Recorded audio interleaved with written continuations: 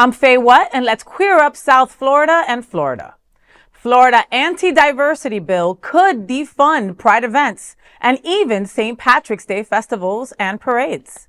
Florida lawmakers have passed a sweeping bill that critics warn could jeopardize funding for pride events and even St. Patrick's Day celebrations.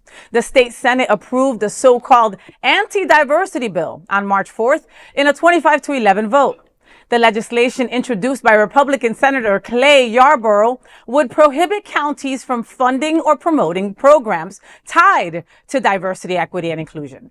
If signed by Governor Ron DeSantis, the measure would take effect in 2027. It would allow fines against local governments that support activities providing preferential treatment or special benefits based on race, gender, ethnicity, sexual orientation, or gender identity.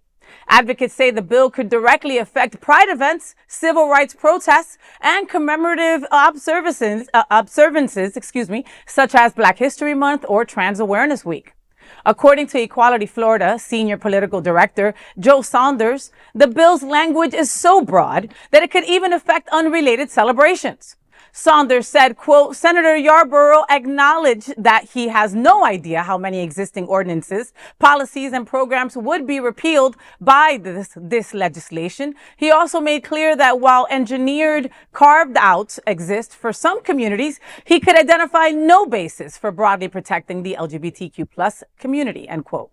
Advocacy group GLAAD criticized the proposal, saying Floridians deserve leaders focused on economic issues rather than relentless targeting of marginalized people. Oh my God, isn't it time to DeSantis for him to leave already? My Lord, Florida lawmakers are now so allergic to diversity that they might accidentally cancel St. Patrick's Day too. I mean, really? A bill that's so broad it could defund pride, civil rights events, and cultural celebrations. That's not governing. That's culture war. I mean, and when politicians can't even explain what their own bill will eliminate, maybe the problem isn't diversity. Maybe it's the damn bill. Well, but that's been the trend, though, for all these years in Florida in the DeSantis regime, is to make it overly broad. The drag ban, don't say gay. Jinx, I owe you a Coke. You got to stop doing that with me, John. but that's what they do. They write it overly broad. It's the Republican way. Well, yeah, but DeSantis has pioneered. Yeah, and he's had pushed in Florida. A way shower for the other. He has made Florida Stephen Miller's wet dream. Pretty much. The scary part is things start out in Florida and then that just domino effects into other states. Yeah, but here in Texas, and then other people feel emboldened to enact these same horrible bills. But this is scary. Listen, I saw Chris Caputo, our commissioner here, and our vice mayor here in Wilton Manors, screaming and yelling on his social media because there's fear out there. There is vast fear. Our